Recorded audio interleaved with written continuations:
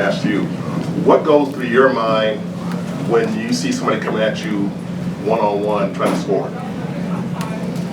Just really get a stop any way I can. You know, I know sometimes guys may think they have a mismatch or anything like that, but I can't take it personally. So, you know, when I'm one-on-one with a guy, I just think like it's a battle at that point, and it's personal to me.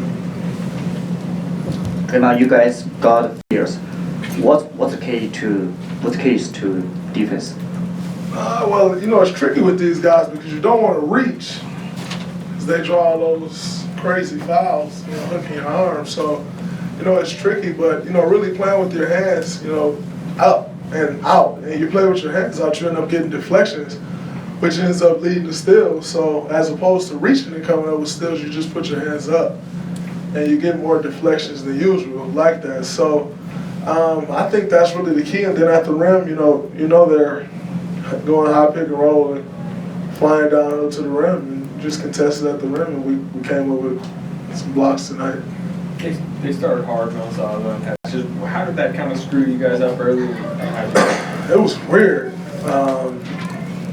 Like we hit a couple shots early, so we went up 10-2 or 12-2 or something like that. But the game was just weird. Like that was one we had never seen before.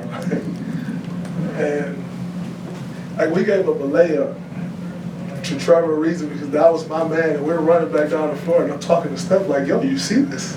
And Ariza caught the ball, and so I mean it was weird for a minute, but once we just started moving the basketball, moving bodies, cutting. You know, then you can kind of pick it apart. You get all types of mismatches, and you know, I think early on we were just seeking out the mismatch and trying to go to whoever had the mismatch. Once we just started playing basketball, moving the ball, that's a much better way of attacking. It looked like it was a pep talk. Was it just miscommunication that you were trying to clarify there? What was going on there?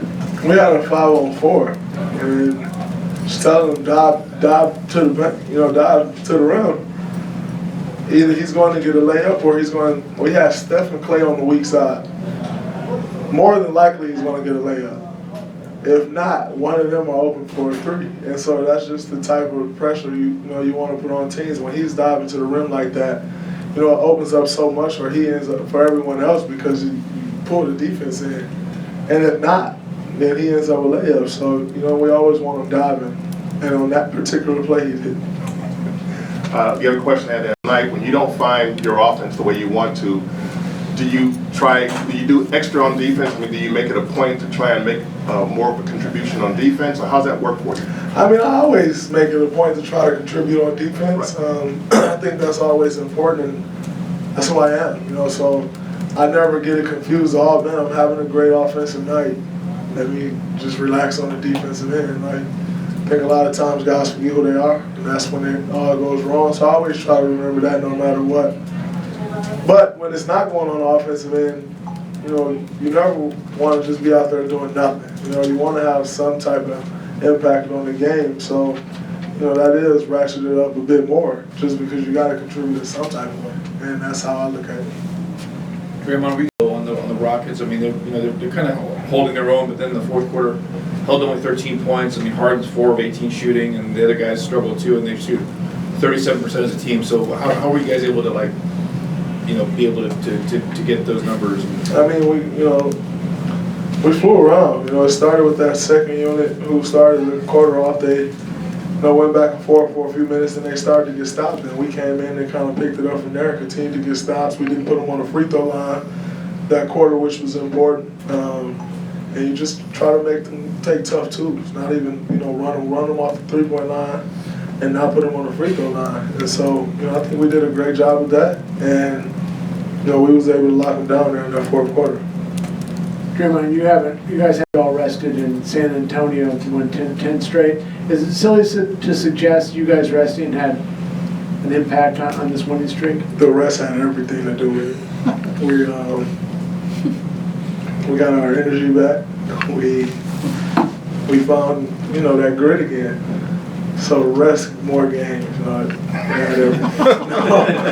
No, I think honestly, at that point we were kind of in a rut.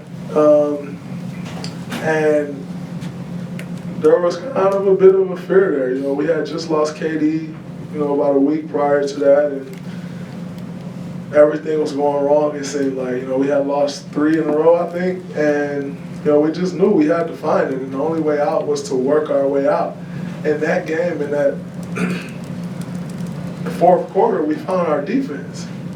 And it was just kind of a reminder that in order to win at this level, you have to defend, which we weren't doing at a high level throughout that streak, you know, of losing. And, you know, we kind of found that again. We found that hunger that was missing. And it was basically on the defensive end. And once you do that on the defensive end, then the offense comes. And once you see that, then it becomes contagious to everybody on the team, and you want to do more and more. It's a clip, kind of mid-game clip floating around online about, you know, you were job happened. He pinched me, so I punched his wrist. That's pretty much it. So yeah, Where did he pinch you? like here. Okay. So he does it often, actually, which is kind of adolescent, but whatever.